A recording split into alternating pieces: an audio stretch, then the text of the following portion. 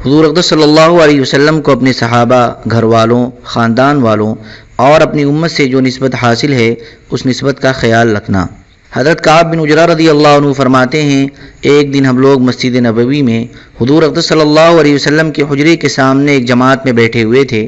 اس جماعت میں کچھ ہم انصاری، کچھ مہاجر اور کچھ بنی ہاشم کے لوگ تھے۔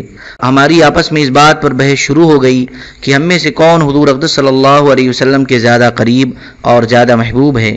ہم نے کہا، ہم جماعت انصار حضور صلی اللہ علیہ وسلم پر ایمان لائے ہیں اور ہم نے آپ کا اتباع کیا ہے، اور ہم نے آپ کے ساتھ ہو کر کئی مرتبہ کافروں سے لڑائی لڑی ہے۔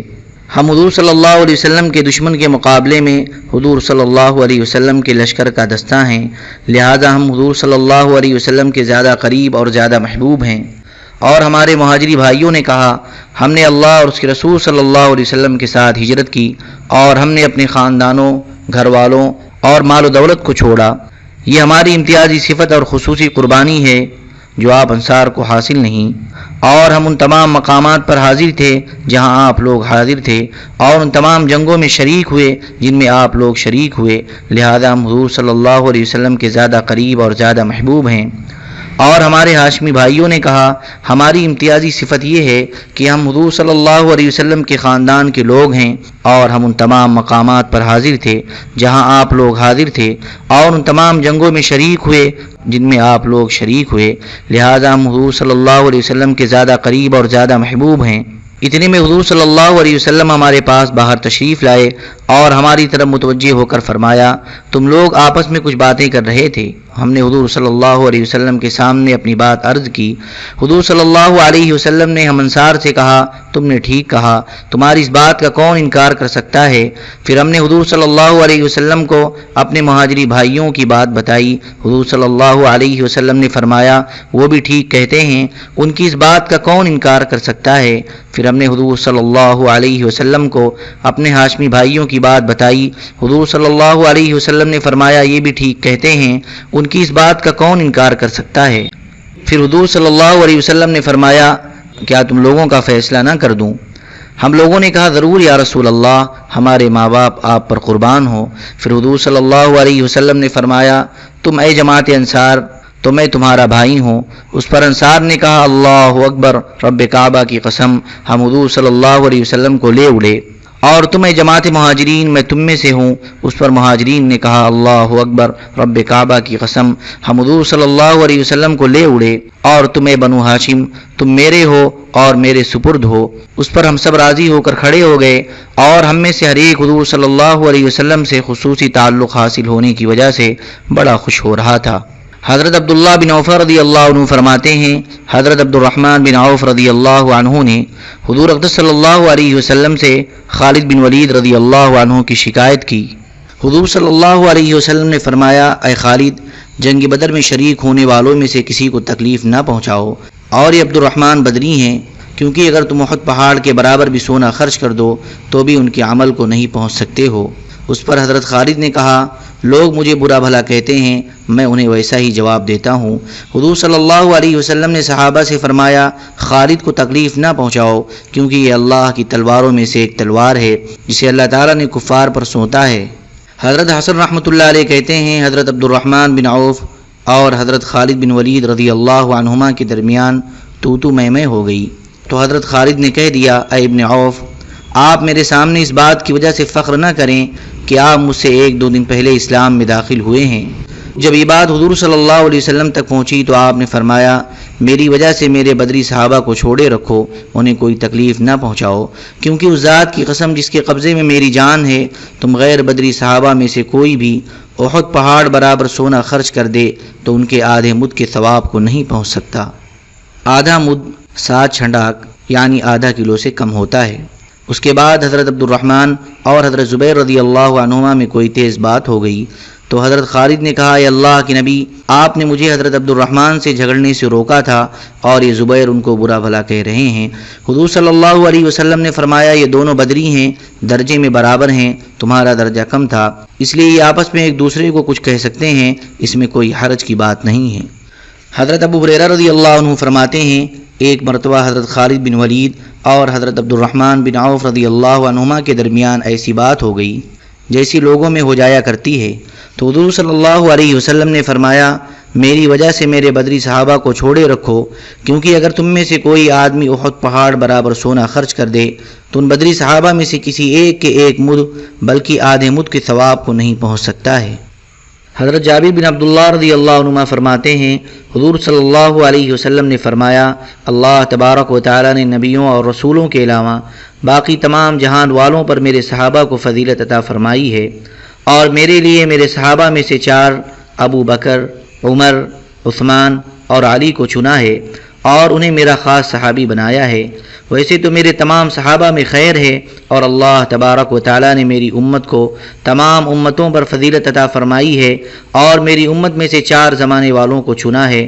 پہلا زمانہ خود حضور اقدس صلی اللہ علیہ وسلم کا ہے، دوسرا زمانہ حضرات صحابہ کرام کا، تیسرا زمانہ حضرات تابعین کا، چوتھا زمانہ حضرات تبع تابعین کا۔ حضرت عبد الرحمن بن عوف رضی اللہ عنہ فرماتے ہیں جب حضور صلی اللہ علیہ وسلم کے دنیا سے تشریف لے جانے کا وقت قریب آیا تو حضرات صحابہ نے عرض کیا کہ یا رسول اللہ ہمیں کچھ وصیت فرما دیں۔ حضور صلی اللہ علیہ وسلم نے فرمایا مہاجرین میں سے جو سابقین اولین ہیں میں تمہیں ان کے ساتھ اور ان کے بعد ان کے بیٹوں کے ساتھ اچھے سلوک کی وصیت کرتا ہوں۔ اگر تم اس وصیت پر عمل نہیں کرو گے تو نہ تمہارا نفلی عمل قبول کیا جائے گا اور نہ فرض۔ بزار کی روایت میں یہ ہے کہ میں سابقین اولین کے ساتھ، ان کے بعد ان کے بیٹوں کے ساتھ اور ان کے بعد ان کے بیٹوں کے بیٹوں کے ساتھ حسن سلوک کی وصیت کرتا ہوں۔ حضرت سعد رضی اللہ عنہ فرماتے ہیں جب اللہ تبارک و تعالی نے حضور صلی اللہ علیہ وسلم کو بتا دیا کہ اب ان کے دنیا سے تشریف لے جانے کا وقت قریب آ گیا ہے تو آپ پرانے کپڑوں میں لپٹے ہوئے باہر تشریف لائے اور ممبر پر بیٹھ گئے۔ لوگوں نے اور بازار والوں نے آپ کا سنا کہ ممبر پر تشریف فرما ہیں تو وہ سب مسجد میں آ گئے۔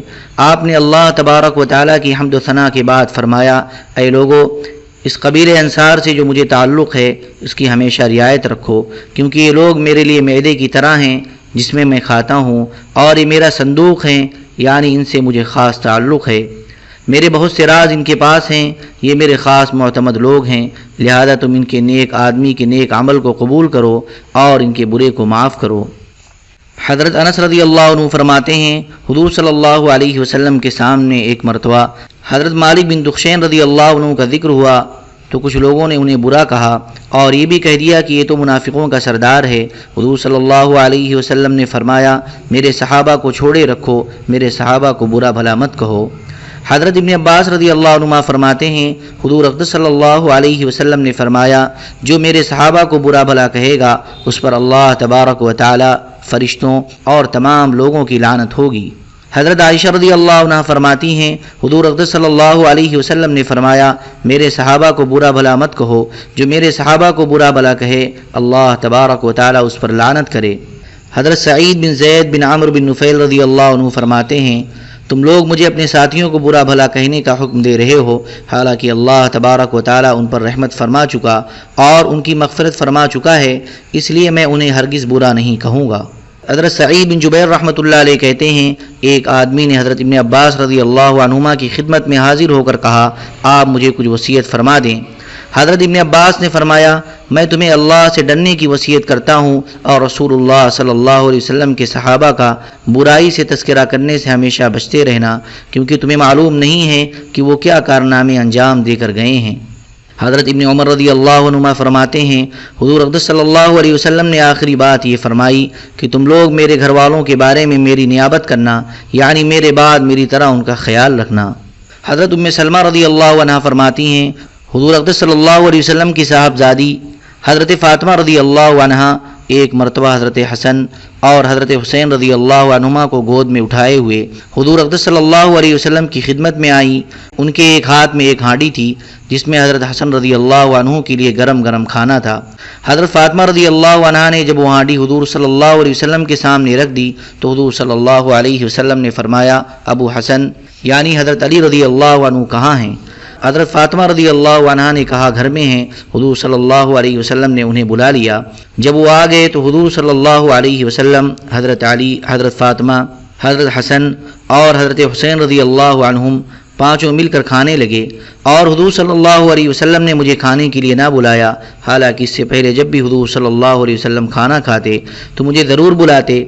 کھانے سے فارغ ہو کر آپ نے ان سب پر اپنی چادر ڈال دی اور فرمایا اے اللہ جو ان سے دشمنی کرے تو اس سے دشمنی کر، اور جو ان سے دوستی کرے تو اس سے دوستی کر۔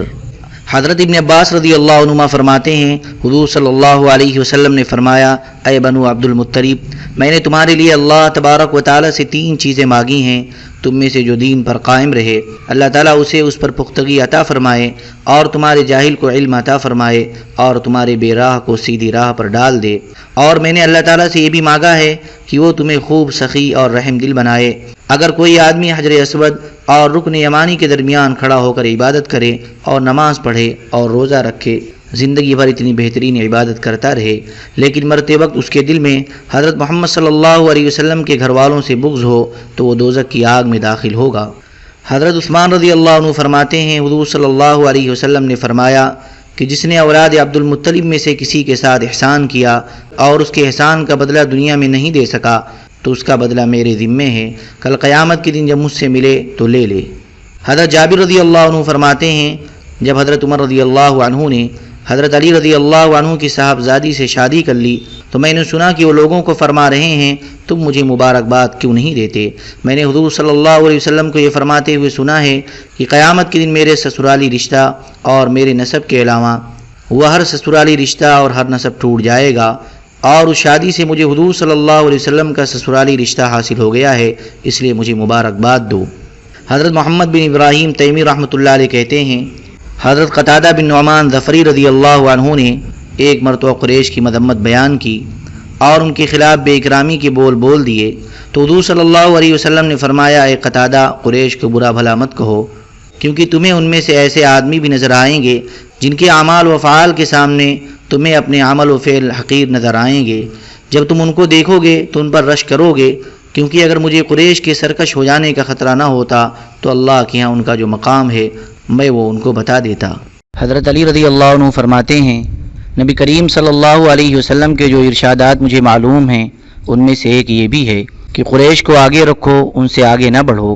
اگر مجھے قریش کے اترانے کا ڈر نہ ہوتا تو اللہ کے ہاں انہیں جو کچھ ملے گا وہ میں انہیں بتا دیتا۔ حضرت عائشہ رضی اللہ عنہ فرماتی ہیں ایک مرتبہ حضور صلی اللہ علیہ وسلم میرے پاس تشریف لائے اور فرمایا اگر مجھے قریش کے اکڑنے کا ڈر نہ ہوتا تو اللہ کے ہاں انہیں جو کچھ ملے گا وہ میں انہیں بتا دیتا۔ حضرت ابو ہریرہ رضی اللہ عنہ فرماتے ہیں حضور صلی اللہ علیہ وسلم نے فرمایا امانت داری کو قریش میں تلاش کرو، کیونکہ قریش کے امانت دار آدمی کو دوسروں کے امانت دار پر ایک فضیلت حاصل ہے، اور قریش کے طاقتور آدمی کو دوسروں کے طاقتور آدمی پر 2 فضیلتیں حاصل ہیں۔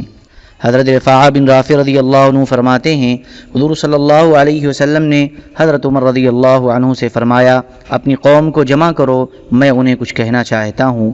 حضرت عمر رضی اللہ عنہ نے انہیں حضور صلی اللہ علیہ وسلم کے گھر کے پاس جمع فرمایا اور اندر حاضر خدمت ہو کر عرض کیا یا رسول اللہ، میں انہیں اندر آپ کی خدمت میں لے آؤں یا آپ باہر ان کے پاس تشریف لے جائیں گے؟ حضور صلی اللہ علیہ وسلم نے فرمایا میں ان کے پاس باہر آؤں گا۔ چنانچہ حضور صلی اللہ علیہ وسلم ان کے پاس باہر تشریف لائے اور ان سے فرمایا کیا تمہارے اس مجمع میں دوسری قوم کا بھی کوئی آدمی ہے؟ انہوں نے کہا جی ہاں، اس مجمع میں ہمارے علاوہ ہمارے حلیف، ہمارے بھانجے اور ہمارے غلام بھی ہیں۔ حضور صلی اللہ علیہ وسلم نے فرمایا ہمارے حلیف، ہمارے بھانجے اور غلام یہ سب ہم ہی میں سے ہیں۔ تم لوگ اللہ تعالیٰ کا یہ ارشاد کیوں نہیں سنتے کہ اس مسجد حرام کے متولی بننے کے لائق صرف متقی لوگ ہیں؟ اگر تم لوگ متقی ہو تو پھر تو ٹھیک ہے، ورنہ تم لوگ سوچ لو، غور کر لو، ایسا نہ ہو کہ کل قیامت کے دن اور لوگ اعمال لے کر آئیں اور تم لوگ گناہوں کا بوجھ لے کر آؤ، اور پھر مجھے تمہارے گناہ دیکھ کر منہ دوسری طرف کرنا پڑ جائے۔ پھر آپ صلی اللہ علیہ وسلم نے اپنے دونوں ہاتھ اٹھا کر فرمایا اے لوگو، قریش امانت دار لوگ ہیں، اس لیے جو بھی ان کی خامیاں اور قصور تلاش کرے گا اللہ تعالیٰ اسے نتنوں کے بل دوزخ میں ڈالیں گے۔ یہ جملہ آپ صلی اللہ علیہ وسلم نے 3 مرتبہ ارشاد فرمایا۔ حضرت ابن عباس رضی اللہ عنہ فرماتے ہیں کہ حضور صلی اللہ علیہ وسلم نے فرمایا بنو ہاشم اور انصار سے بغض رکھنا کفر ہے اور عرب سے بغض رکھنا نفاق ہے۔ حضرت عائشہ رضی اللہ عنہ فرماتی ہیں ایک مرتبہ حضور صلی اللہ علیہ وسلم میرے پاس اندر تشریف لائے۔ آپ فرما رہے تھے، اے عائشہ، تمہاری قوم میری امت میں سے سب سے پہلے مجھ سے آ ملے گی۔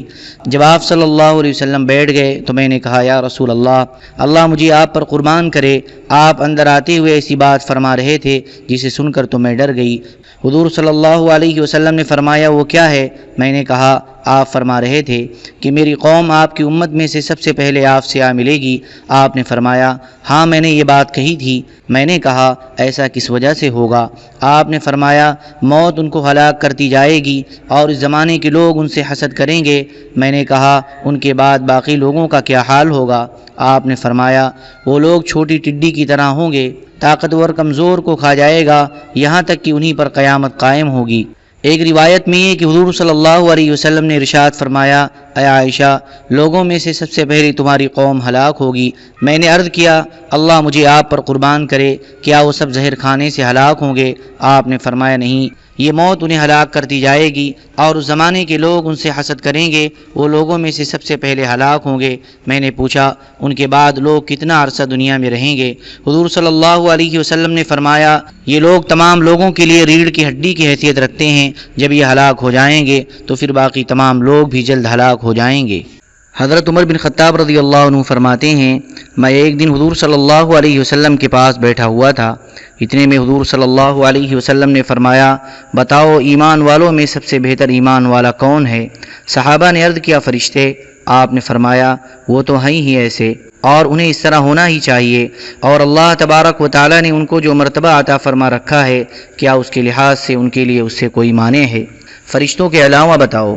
صحابہ نے عرض کیا، یا رسول اللہ، فرشتوں کے بعد انبیاء علیہم الصلاۃ والسلام ہیں، جنہیں اللہ تبارک و تعالیٰ نے رسالت اور نبوت سے نوازا ہے۔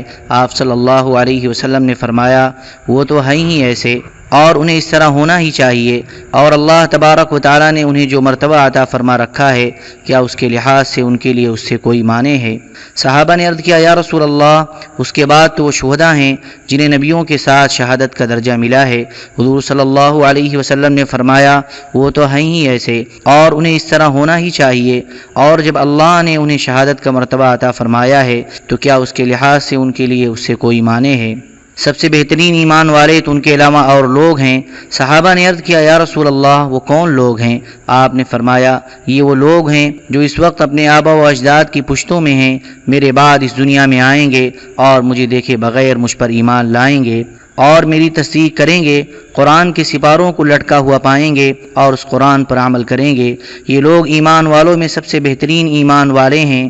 بعد میں آنے والوں کو فضیلت صرف اس اعتبار سے ہے کہ یہ حضور صلی اللہ علیہ وسلم کو دیکھے بغیر ایمان لائے، لہذا ان کا ایمان بالغیب زیادہ ہے، ورنہ اس پر اجماع ہے کہ صحابہ کرام امت میں سب سے افضل ہیں۔ حضرت عمر رضی اللہ عنہ فرماتے ہیں، حضور صلی اللہ علیہ وسلم نے فرمایا، بتاؤ قیامت کے دن اللہ کے ہاں سب سے بڑا مرتبہ مخلوق میں کس کا ہوگا؟ صحابہ نے عرض کیا، فرشتوں کا۔ حضور صلی اللہ علیہ وسلم نے فرمایا، نہیں، اللہ کے اتنا قریب ہوتے ہوئے اس سے ان کے لیے کون سی چیز مانے ہے؟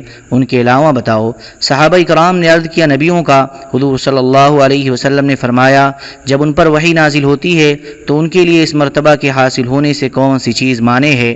ان کے علاوہ بتاؤ۔ صحابہ نے عرض کیا، یا رسول اللہ، آپ ہی ہمیں بتا دیں۔ آپ نے فرمایا، یہ وہ لوگ ہیں جو تمہارے بعد آئیں گے اور دیکھے بغیر مجھ پر ایمان لائیں گے، وہ قرآن کے سپارے لٹکے ہوئے پائیں گے اور اس پر وہ ایمان لائیں گے۔ یہ ہیں وہ لوگ جن کا مرتبہ قیامت کے دن اللہ کے ہاں ساری مخلوق میں سب سے بڑا ہوگا۔ حضرت ابو جمعہ رضی اللہ عنہ فرماتے ہیں، ایک دن ہم لوگوں نے حضور صلی اللہ علیہ وسلم کے ساتھ دوپہر کا کھانا کھایا۔ ہمارے ساتھ حضرت ابو عبیدہ بن جراح رضی اللہ عنہ بھی تھے۔ انہوں نے کہا، یا رسول اللہ، ہم آپ کے ساتھ مسلمان ہوئے اور ہم نے آپ کے ساتھ جہاد کیا، کیا کوئی ہم سے بھی افضل ہو سکتا ہے؟ حضور صلی اللہ علیہ وسلم نے فرمایا، ہاں، وہ لوگ جو میرے بعد ہوں گے اور مجھے دیکھے بغیر مجھ پر ایمان لائیں گے۔ حضرت ابو امامہ رضی اللہ عنہ فرماتے ہیں، حضور صلی اللہ علیہ وسلم نے فرمایا، ایک مرتبہ خوشخبری ہو اس آدمی کے لیے جس نے مجھے دیکھا اور پھر مجھ پر ایمان لایا، اور 7 مرتبہ خوشخبری ہو اس آدمی کے لیے جس نے مجھے دیکھا نہیں اور پھر مجھ پر ایمان لایا۔ حضرت ابو ہریرہ رضی اللہ عنہ فرماتے ہیں، حضور صلی اللہ علیہ وسلم نے فرمایا، میرے بعد ایسے لوگ آئیں گے جن میں سے ہر ایک اس بات کی تمنا کرے گا کہ میری زیارت کے بدلے میں اپنے اہل و عیال کو مال و دولت کو فدیہ میں دے دے۔ حضرت انس رضی اللہ عنہ فرماتے ہیں حضور صلی اللہ علیہ وسلم نے فرمایا میری بڑی تمنا ہے کہ کاش میں اپنے ان بھائیوں کو دیکھ لیتا جو دیکھے بغیر مجھ پر ایمان لائیں گے۔ ایک روایت میں یہ ہے کہ حضور صلی اللہ علیہ وسلم نے فرمایا میری اپنے بھائیوں سے ملاقات کب ہوگی؟ صحابہ نے عرض کیا کیا ہم آپ کے بھائی نہیں ہیں؟ حضور صلی اللہ علیہ وسلم نے فرمایا تم لوگ تو میرے صحابی بھی ہو اور بھائی بھی ہو، میرے بھائی تو وہ لوگ ہیں جو مجھے دیکھے بغیر مجھ پر ایمان لائیں گے۔ حضرت عمار بن یاسر رضی اللہ عنہ فرماتے ہیں حضور صلی اللہ علیہ وسلم نے فرمایا میری امت کی مثال بارش کی طرح ہے جس کا پتہ نہیں چلتا کہ پہلے حصے میں خیر ہے یا آخری حصے میں۔ حضرت عبداللہ بن مسعود رضی اللہ عنہ نبی کریم صلی اللہ علیہ وسلم کا ارشاد نقل کرتے ہیں کہ اللہ تبارک و تعالیٰ کے کچھ فرشتے ایسے ہیں جو زمین پر چلتے پھرتے رہتے ہیں اور میری امت کی طرف سے مجھے سلام پہنچاتے رہتے ہیں۔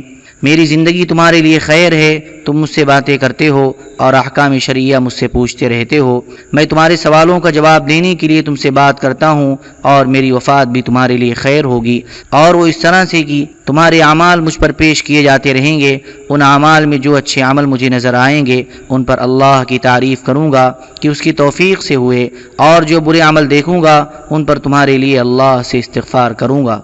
حضرت ابو بردہ رضی اللہ عنہ فرماتے ہیں میں ابن زیاد کے پاس بیٹھا ہوا تھا، اس کے پاس حضرت عبداللہ بن یزید رضی اللہ عنہما بھی موجود تھے، اس کے پاس خارجیوں کے سر کاٹ کر لائے جانے لگے، جب وہ کوئی سر لے کر گزرتے تو میں کہتا یہ دوزخ کی آگ میں جائے گا۔ حضرت عبداللہ بن یزید رضی اللہ عنہ نے فرمایا اے میرے بھتیجے ایسے نہ کہو، کیونکہ میں نے حضور صلی اللہ علیہ وسلم کو فرماتے ہوئے سنا ہے اس امت کے گناہوں کا عذاب دنیا میں ہوگا، یعنی ہو سکتا ہے کہ یہ خارجی جو قتل ہو رہے ہیں تو اس دنیاوی سزا کے بعد ان کو آخرت میں عذاب نہ ہو۔ حضرت ابو بردہ رضی اللہ عنہ فرماتے ہیں میں عبید اللہ بن زیاد کے پاس سے باہر نکلا تو میں نے دیکھا کہ وہ خوارج کو بہت سخت سزا دے رہا ہے، تو میں حضور صلی اللہ علیہ وسلم کے ایک صحابی کے پاس بیٹھ گیا، انہوں نے کہا حضور صلی اللہ علیہ وسلم نے فرمایا ہے اس امت کی سزا دنیا میں تلوار سے قتل کیے جانا ہوگی۔ اللہم صلی علی سیدنا وعلی آل سیدنا وحبیبنا ومحبوبنا ومولانا محمد وبارک وسلم سبحان ربک رب العزة عما یصفون وسلام علی المرسلین والحمد للہ رب العالمین۔